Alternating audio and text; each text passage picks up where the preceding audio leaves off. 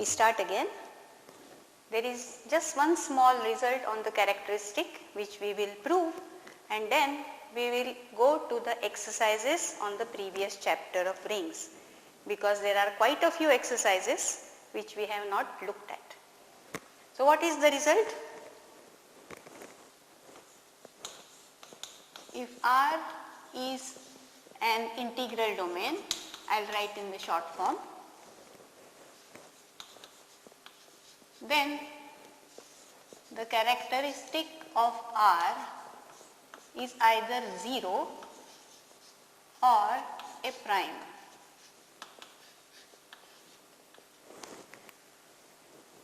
That is rather easy to prove. First of all, R is an integral domain, therefore the unity 1 is in R. If characteristic of R is not equal to 0. If it is 0, then we have nothing to prove.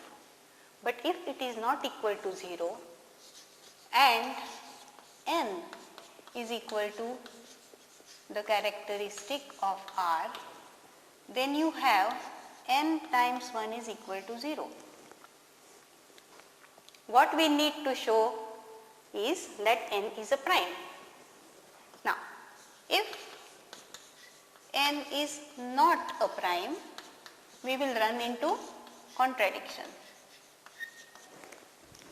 Then n is equal to q1 multiplied by q2, where q1, q2 are integers bigger than 1. But what does this mean? We also have n times 1 is equal to q1 times 1 into q2 times 1.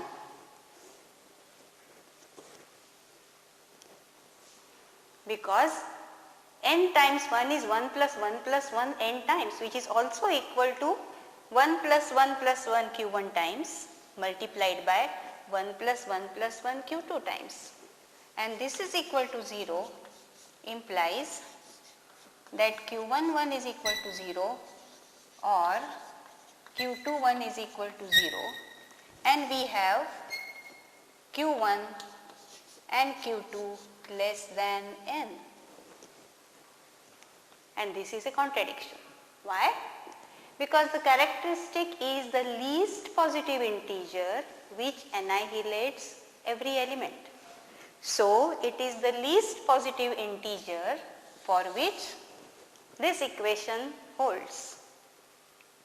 Now, if n is not a prime, then we get another integer, either q1 or q2, which is smaller than n, and which will give us q1 into 1 0 or q2 into 1 equal to 0. That's a contradiction. Therefore, n has to be a prime. So this is the little result that we needed to check before going back to the exercises on previous chapter on the rings. We have already solved quite a few of the problems. Let us now see some more. The last 10 problems to be precise. Let's go back to the page 233 again. And which is the number that we want to see? 42. Exercise number 42.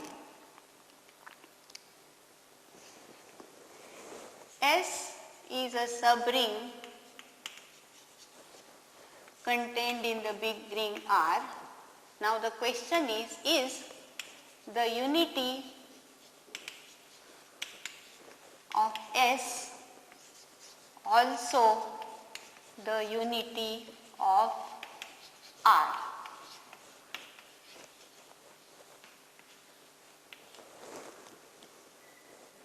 That is the question. What do you think? Do you think it is true? is not true. It is just not true. We have already seen an example, a simple example in Z6. We saw that this is a subring. We had seen this. This is a subring of Z6. Now, you also will check that 4 bar is equal to the unity of this S. Because 4 bar into 4 bar is 16 is 4 bar again, and 4 bar into 2 bar is 8 bar is again 2 bar. So, 2 bar multiplied by 4 bar is equal to 2 bar, and 4 bar multiplied by is 4 bar. So, you can check that 4 bar is the unity of S. But is it the unity of Z6? No. But 4 bar is not the unity of R.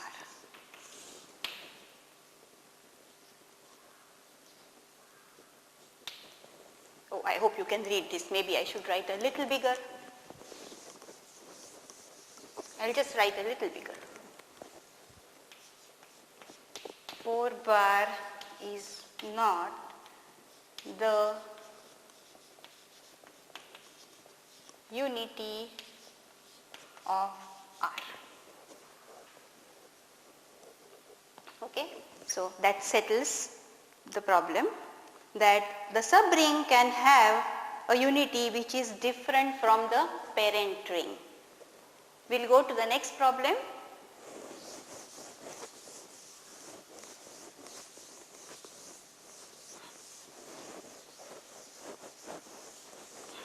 Okay, problem number 43, same page 233. Now, what are we taking? 2Z union, this is the union of sets.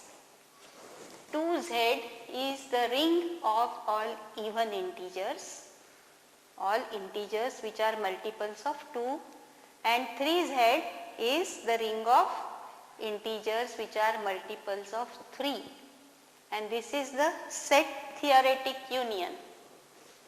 Is this a ring?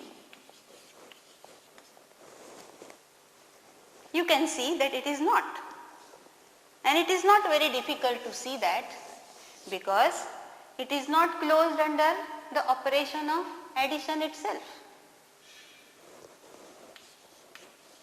If S is equal to 2Z union 3Z, then S is not closed under addition. So, certainly not an abelian group under addition. How do you show that? Just take the numbers 2 and 3, or 2 and minus 3. 3 is in 3Z and minus 2 is in 2Z, okay, and minus 2 plus 3 is equal to 1 is not in the union of these two sets. So that was rather easy to see. The next problem is also very easy. You can check that yourself. Number 45 is a little difficult, so let us do that.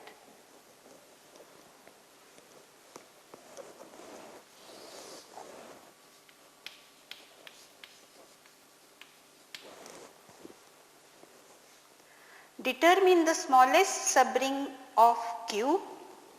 What do we want? We want the subring of Q, the rational numbers, such that a fraction 1 over Q is in S. Oh, but we do need the earlier problem also before I attack this. I am sorry, I will also check 44. although I said it is easy and you can do it yourself, because I want to use it here, I will quickly show you how to do it. What is that? R is a ring with unity. R contains unity. Then show that S, what is S? All multiples of 1, where n is in Z. So it will be 1 plus 1 plus 1 any number of times, and also minus 1 minus 1 minus 1 any number of times.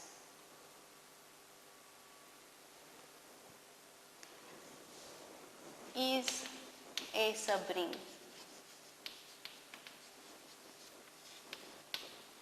of R. Oh, it's very easy to check, as I said. This is an abelian group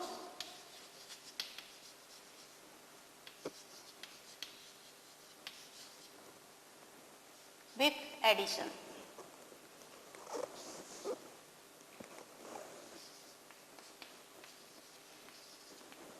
That's easy to check. M into 1 plus or minus n into 1 is equal to m minus n into 1. So it is closed under subtraction. This is a subset of Z, so I only need to check that it is closed under subtraction and multiplication. And what will be the multiplication?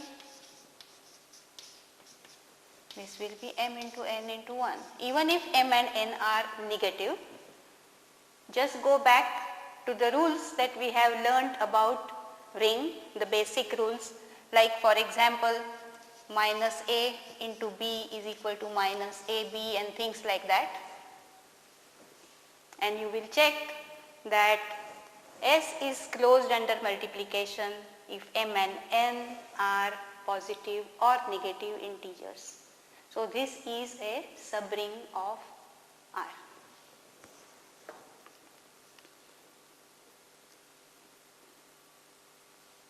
Okay. So we want now the smallest subring of Q, which contains 1 over 2. Clearly Z is contained in Q, right? And if 1 is in Q, whole of Z will be in Q. First of all, 1 by 2 is in S, the smallest ring, therefore this 1 is in S, therefore the whole of Z is contained in S.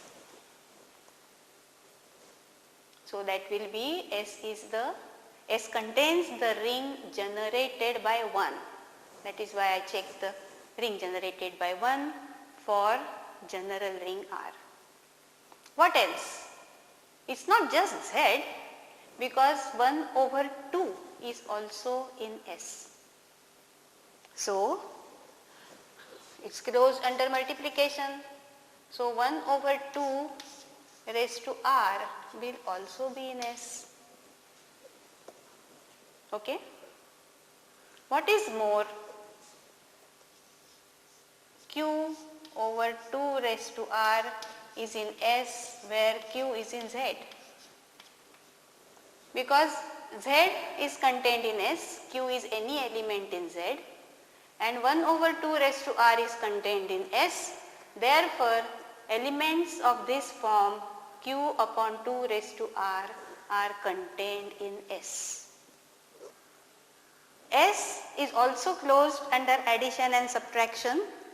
So, I am now going to state that S, this is called certain special numbers, quadratic numbers. So,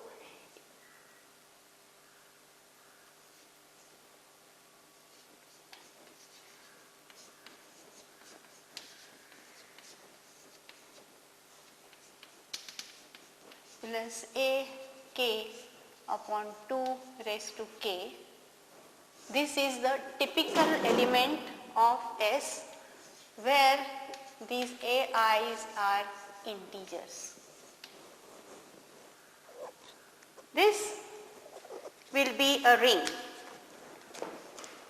All elements of this form, what are they? They look like polynomials, don't they? They look like polynomials in 1 over 2 with coefficients in z.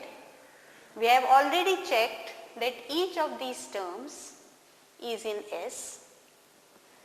Therefore, their addition is in S, and S need not contain anything else apart from these numbers. So, you need to check that this S is abelian is quite clear because all these are real numbers, is a group under addition. Just like you add two polynomials, you add these two terms and it is closed under multiplication.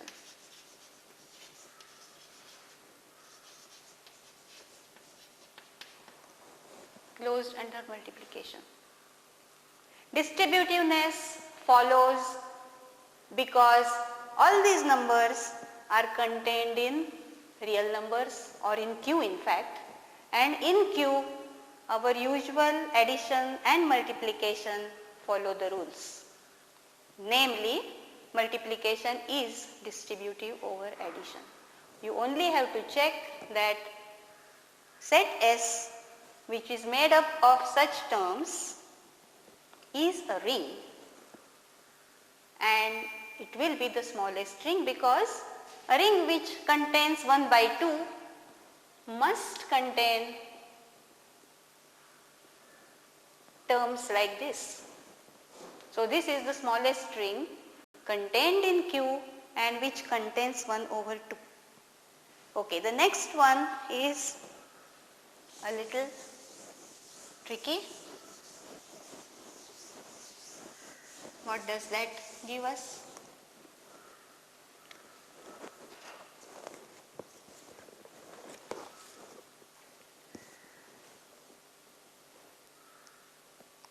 Number 46. What is the smallest ring in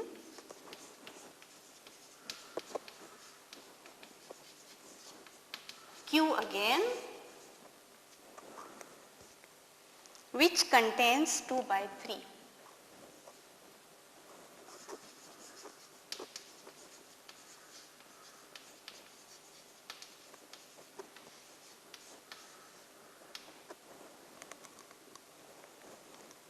Now what do you think?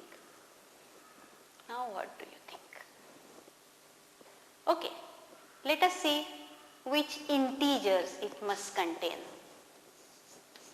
2 by 3 plus 2 by 3 plus 2 by 3 is 2, and this is contained in S. S is the smallest string.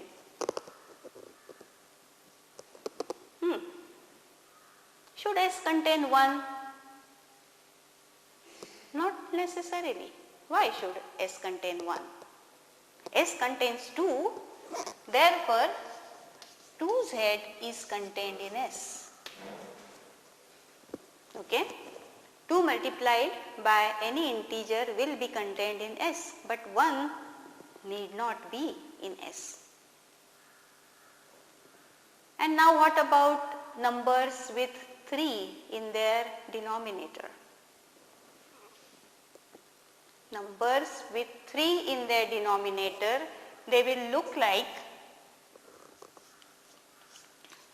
2 upon 3 into m, 2 square upon 3 square into, let me call them m1, m2 so that I don't have to find new letters every time.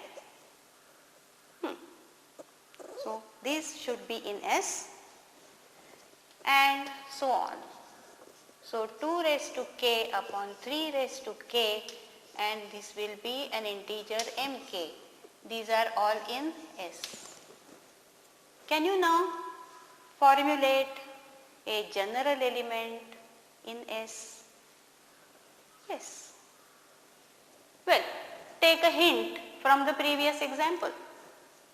It was a polynomial in 1 over 2 with coefficients in z. Now we can have a polynomial in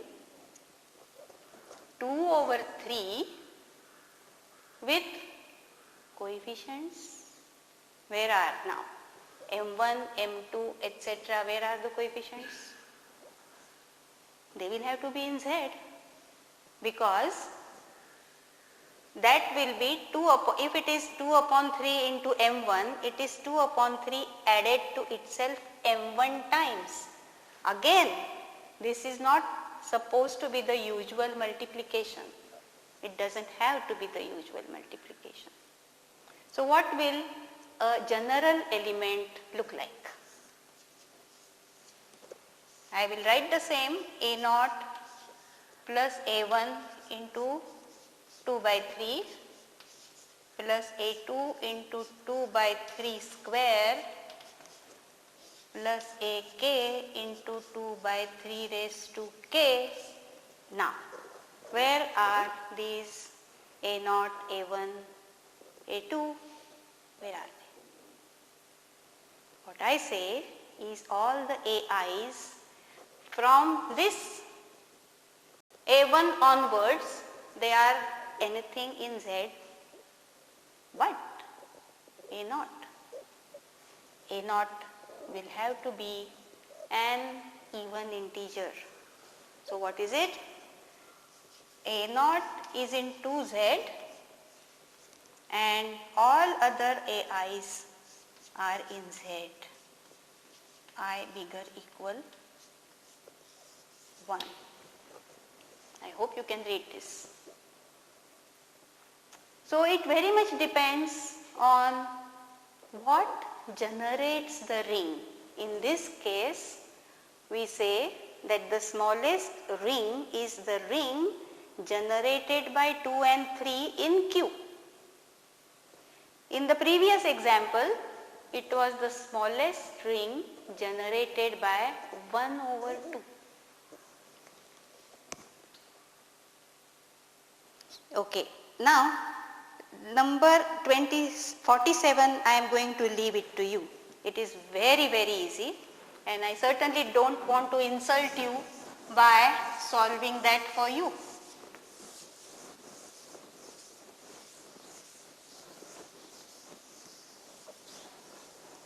So forget about me solving number 47. You can verify it in exactly 2 minutes.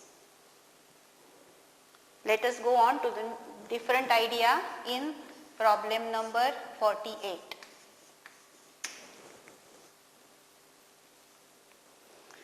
Suppose that R is a ring and A square is equal to A for all A in R. You know that this is always satisfied for 0 and the unity, but it can be satisfied by other elements as well. This is a very special ring. It is called the Boolean ring, where every element gives you A square equal to A, and now we want to find the properties of this ring. We need to show that R is commutative.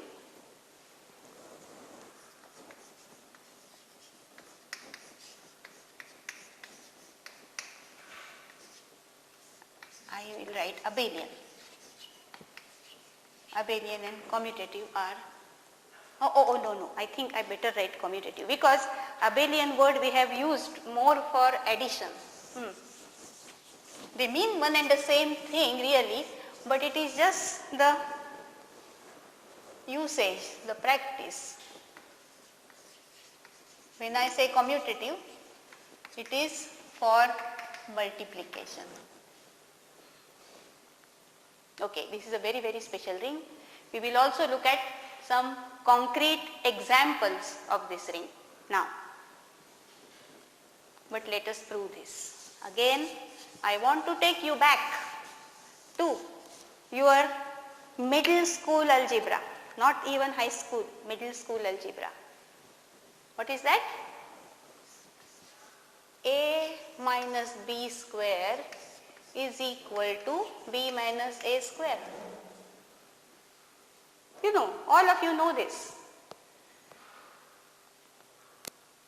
We also know that for every element here, A square is equal to A. So, what do you have from this? A minus B square is nothing but A minus B, and B minus A square is nothing but B minus A. This is by hypothesis. This is what we are given already. Now what does that mean? That means that 2A is equal to 2B, and this happens for all A and B. Now comes the very nice observation. 0 is also in R. So, this is also equal to twice 0. This implies that 2A is equal to 0 for all A in R. Now, isn't that nice? Isn't that nice? Because that tells you that A and minus A are one and the same. Additive inverse of A is itself. Okay?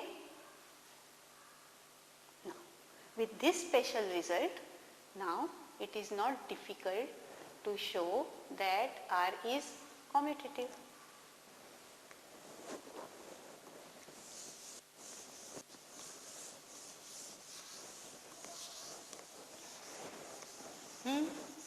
It's very easy. I am going to use the previous problem that I said you will prove in 2 minutes. I am not going to prove it for you. What was that? It was that A plus B into A minus B for all elements. This is true if and only if R is commutative. For short, COMM for short, commutative. I am going to assume that. Now look at this. A plus B into A minus B. When you normally solve it, what do you get? A plus B into A minus B. I am not going to assume that it is commutative. So I can't immediately say A square minus B square, but solve it. A square minus AB plus BA minus B square.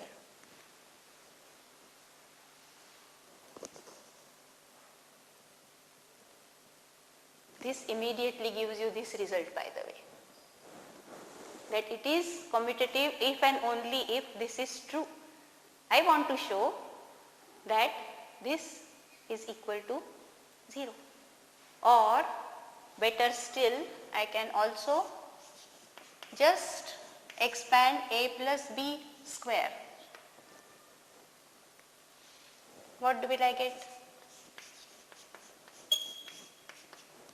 This will be A square plus BA plus AB plus B square.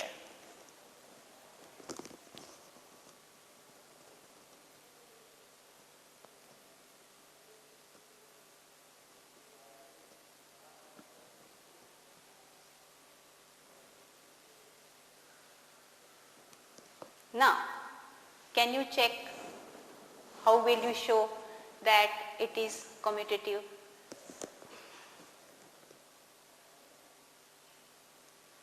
This is also equal to A plus B, because the square of any element is that element itself. And when I apply the same rule here, what do I get? This is A plus BA plus AB plus B again, because A square is A, B square is B. Now what do I get? I get, when I cancel A plus B on both the sides, I get AB plus BA is equal to 0, which implies that BA is equal to minus AB, but for any element the negative is itself. See, we have already showed that every element is its own negative for addition. So, BA is equal to minus AB, but that is also equal to AB, and therefore R is commutative. Rather tricky, but not difficult at all.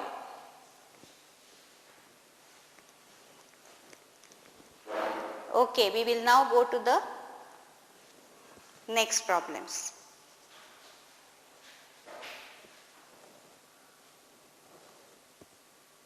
Give an example of a Boolean ring with 4 elements, and give an example of an infinite Boolean ring.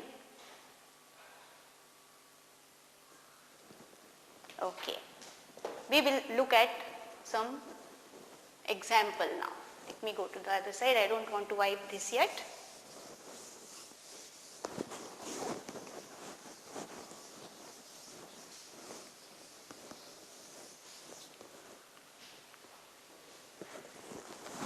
We want exactly 4 elements. You know that Z2 has got only 2 elements, 0 bar and 1 bar. So, if I take Z2 direct sum Z2, this has 4 elements.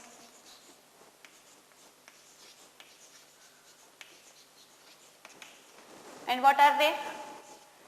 0 0 bar, 0 bar 1 bar, 1 bar 0 bar and 1 bar 1 bar. Now, does it satisfy the condition that A square is equal to A? Yes, because it is satisfied trivially for Z2, and now you can check that it is satisfied for Z2 direct sum Z2, because the multiplication is component wise. Square is equal to 0 bar 0 bar, 0 bar 1 bar square is 0 bar 1 bar again. Similarly, 1 bar 0 bar square is itself, and 1 bar 1 bar square is also itself. So, this is a Boolean ring with exactly 4 elements, and you can check that any element added to itself gives you the 0 element, because 1 bar plus 1 bar is nothing but 0 bar. Boolean, and it is also commutative. We have in fact proved that it has to be commutative. How will you construct an infinite Boolean ring now? Think. Shall I leave it as an exercise, because it invites you to think? Think and try to get an infinite. Cross check means you have to check it. Get an infinite, I got the wrong spelling.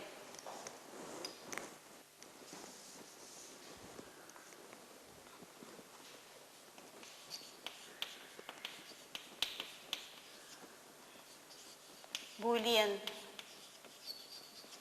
ring.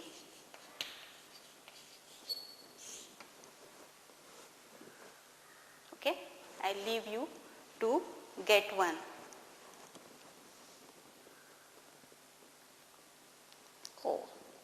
The next one is rather easy. In fact, we have seen that example. What is the next problem? That is the problem number 50. What does it say? Give an example of a subset of a ring, subset S contained in ring, such that it is a subgroup under addition but not a subgroup.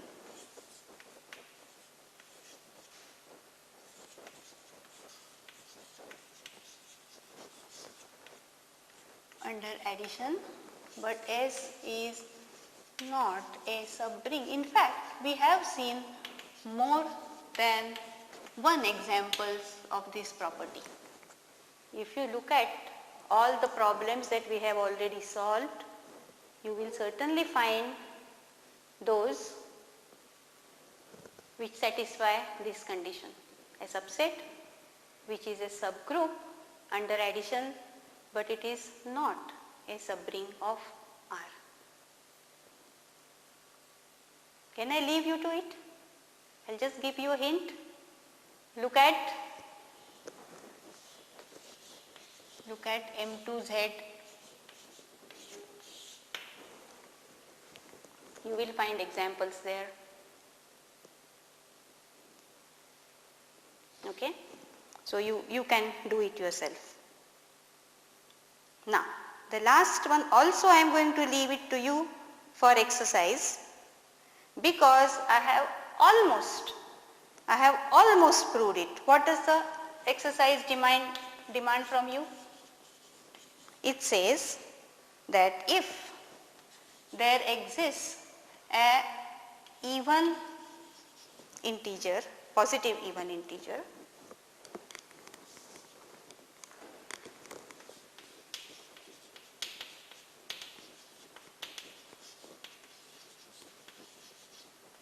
n such that a raised to n is equal to a for all a in R, then show that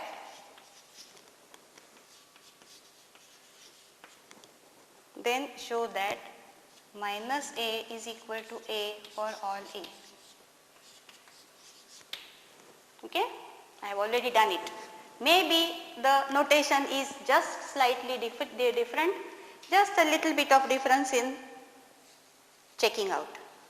So you will do it yourself.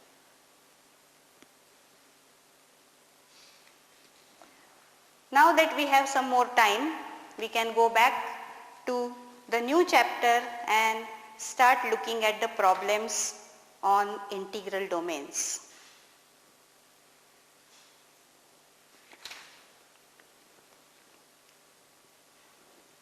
Let us look at some problems. Number 4 to start with.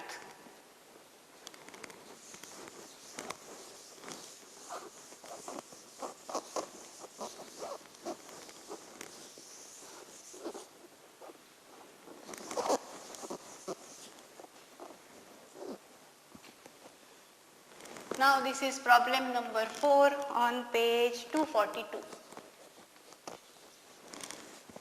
What does it say? List all the zero divisors in Z20 and look at the zero divisors and the units of Z20. Okay sir, so let us look at this. Z20 are the residue classes modulo 20. Now from 0 bar, 1 bar, 2 bar, and then 19 bar. So 20 elements in all. So which do you think are zero divisors? I say that the zero divisors are 0 of course, but as the trivial one, we did not count it separately. Then 2 bar, because 10 bar into 2 bar gives you 0. Not 3 but 4 bar will be a 0, because 4 into 5 is 20. So they both are divisors of 0. 6 bar will be a divisor of 0. Why? 6 into what? 6 into 10. That gives you 0. So, it's good.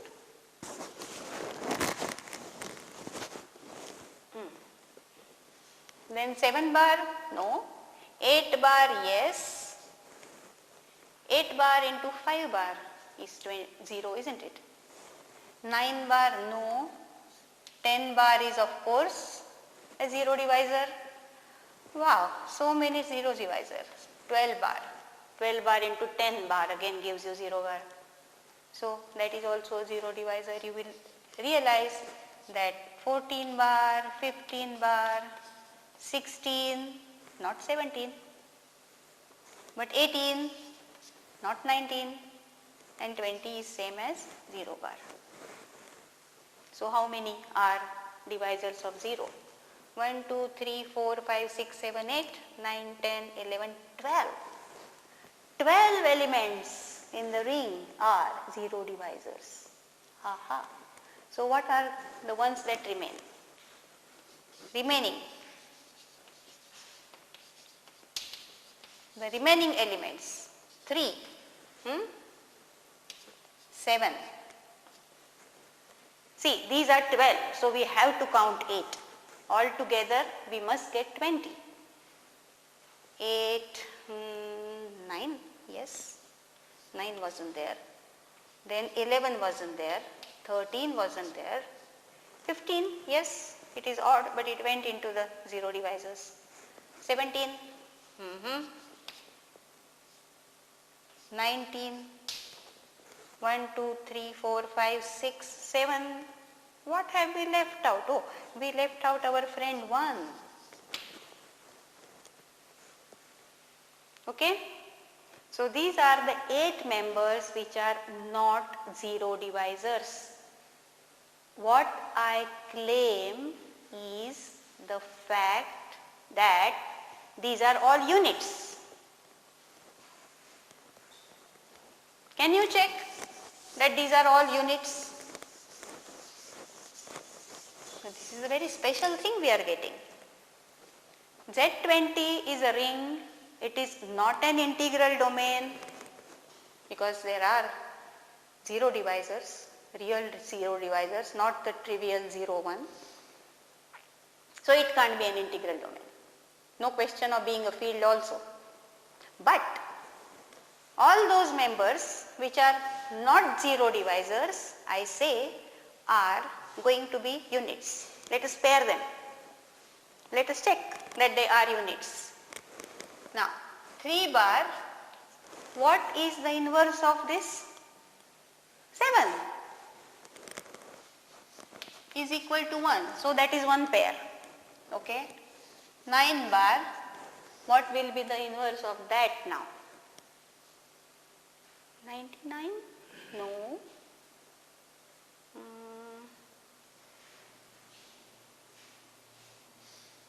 What is the inverse of 9? Come on. 11. Of course. Because 11 into 9 is 99 and that is also, oh no. 11 into 9 is 99 and 99 will be 19 bar. So we will need the square of that to get 1. Okay, we will find whatever remains. Don't worry. What about 13? Oh, I need to have the multiplication of these big fellows. I know the tables up to 15, but what is this? Yes, this will give me something. 13 into 17. Yes, this gives me 1, isn't it? Yeah, 13 into 17, that gives me 1. So I got one pair of units. I think 19 and 9 should give me something. Yes. Does it?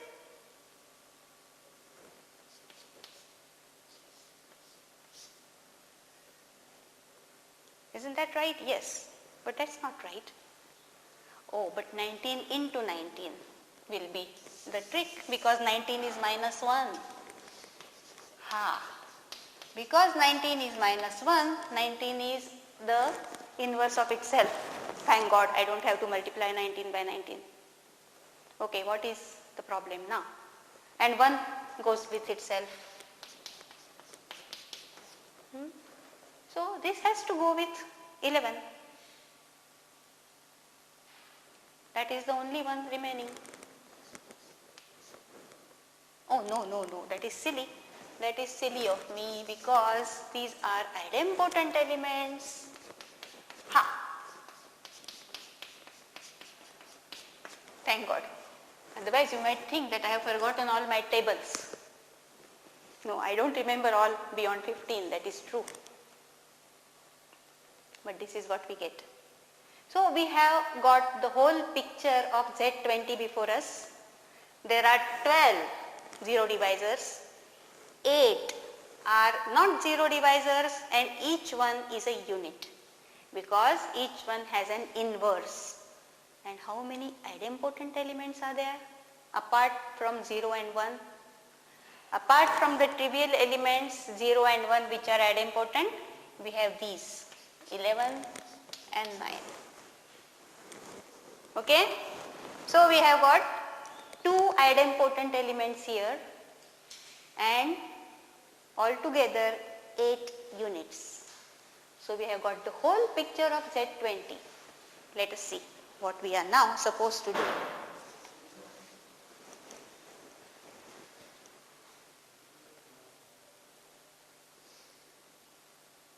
Okay, in fact we have found that those members which are not zero divisors are units, and we even found all the relationships.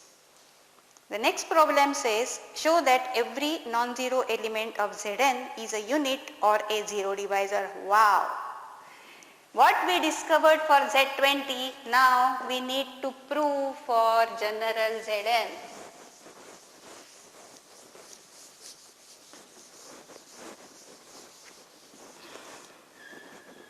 Zn. This also goes into very basic number theory. So what are the zero divisors?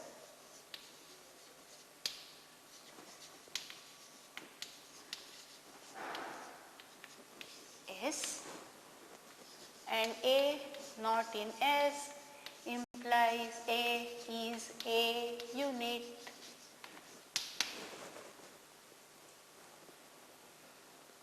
Let's go. First we find out which are the zero divisors, then it will be easier to check this. Do you see the relationship between zero divisors and number 20 there? Okay. I say that if A is a zero divisor, non-zero of course, then the GCD of A and N is bigger than 1.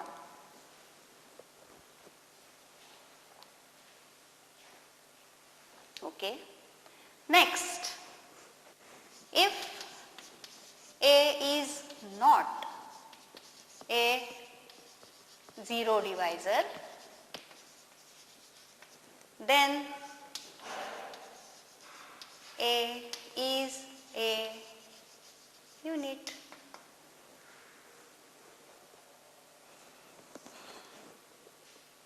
This is the complete result. Do you think you can prove it? I think you should be able to prove it. What do you use? I will give you hints. I will give you enough hints so that you can actually complete the proof.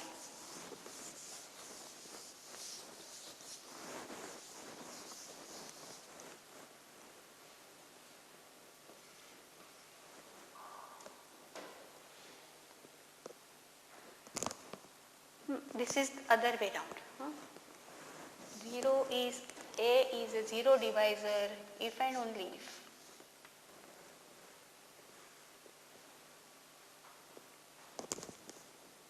Let us check. If A is a 0 divisor, what do you have?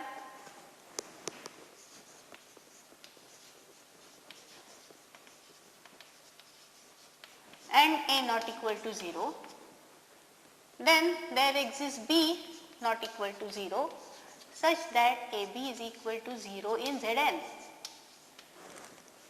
Shall we write bars to make sure that these are the residue classes of integers modulo n?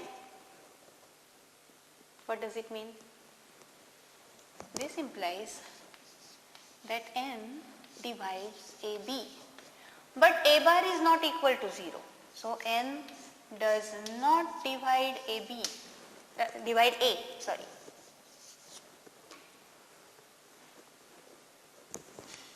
Now you express n and A as multiples of their GCD. All this is school maths. Although it is basic number theory, it is all school maths. You have been studying GCD, LCM in school when you were probably 10 or 12 years old. Just revoke it. If n does not divide A, then you get their GCD and express n and A as D into N1 and A as D into A1, so that D is their GCD. Go ahead. Check that n divides AB.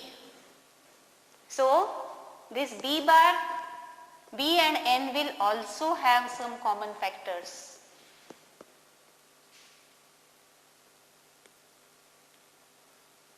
Okay. N does not divide A, and these two will have common factors, N and B will have common factors, and again their GCD is, because B bar is not equal to 0, N does not divide B. So there will be some factors of N which do not divide B completely. So look at the GCD of N and B also, and then you will realize that N and A must have some common factor. Just write down, if this is D and also N is equal to G into N2 and B is equal to G into B2, where D is equal to GCD of NA, G is equal to the GCD of NB. Oh, what am I writing? And you write down the meaning of this. You will realize that A and N must have some common factor, otherwise N will divide B completely.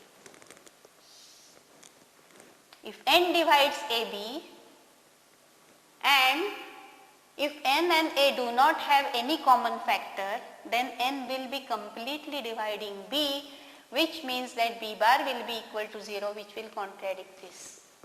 Therefore, N and A must have a common factor which is bigger than 1, and therefore NA will be bigger than 1. On the other hand, if the GCD of N and A is bigger than 1, then you can get a B such that AB is divisible by N, okay, and N does not divide B. So B bar is not equal to 0, but N will divide AB. Some of the factors of N will come from A, but others will have to be in B. So you can actually find the factor B so that A bar B bar will be equal to 0. So the first statement is clear. You can put it in better words and write it in a better way, but that is at least quite clear to you. The second statement, I leave it to you, but if you can't get it, I leave it to you, so I just draw a cross check. You need to check it at home. If you can't get it, I will prove it in the next lecture. Okay?